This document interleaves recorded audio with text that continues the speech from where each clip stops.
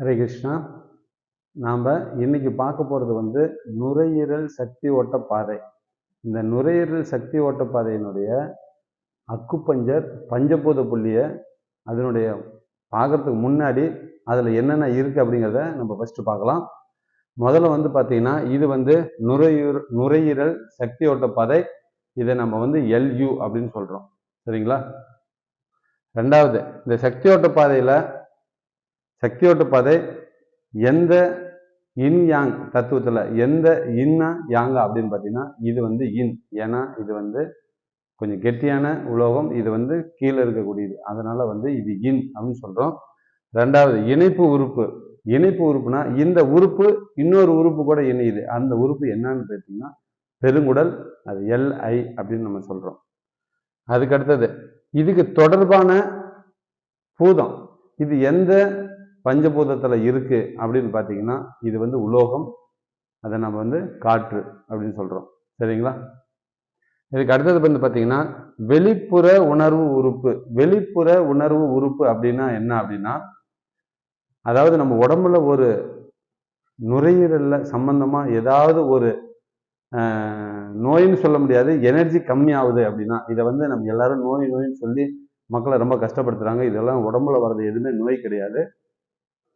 இது இந்த உறுப்புல வர எனர்ஜி குறைவுனால இது வெளியில ஏதாவது ஒரு நோய் மாதிரி காமிக்குது. அதனால இதை நம்ம நோய் அப்படின்னு சொல்றோம். அந்த நோய்க்கு ஒவ்வொரு பேர் வச்சு நம்ம கூப்பிடுறோம். ஆனா இது ஆக்சுவலா பார்த்தீங்கன்னா உண்மையா இது நுரையீரல்ல ஏற்படக்கூடிய ஒரு எனர்ஜி கம்மினால அது வெளிப்படுத்துது. சரி, எப்படி உங்களுக்கு எங்க வெளிப்படுத்தும், எப்படி கண்டுபிடிச்சிக்கலாம் அப்படின்னா, நுரையீரல்ல ஏதாவது ஒரு எனர்ஜி கம்மியாகுது, பஞ்சபூத எனர்ஜியில ஏதாவது ஒரு எனர்ஜி கம்மியானா கூட நம்மளுக்கு ஒரு வெளியில ஒரு நோய் மாதிரி தெரியும் இல்லையா? அந்த உறுப்பு பார்த்தீங்கன்னா இந்த மூக்குல ஏதாவது ஒரு பிரச்சனை இருக்கு அப்படின்னா மூக்கு அரிச்சுக்கிட்டே இருக்கும், எல்லாரும் மூக்குல தண்ணி வழியும், சளி பிடிச்சிக்கும்.